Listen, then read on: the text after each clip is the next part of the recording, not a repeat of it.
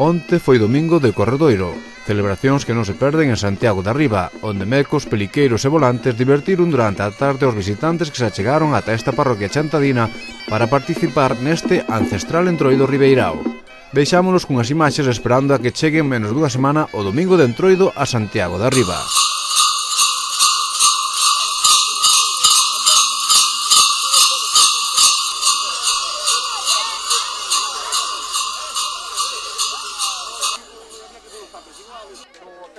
A ver, trae un blanco loco.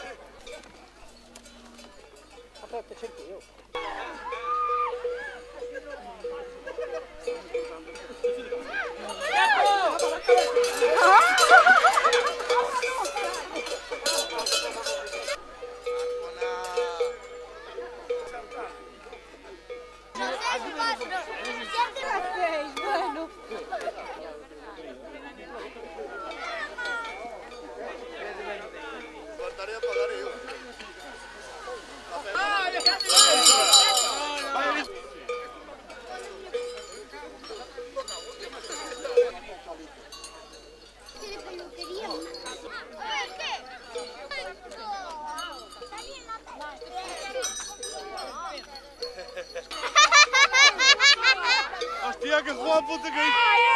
¡Guapo! ¡Aplausos!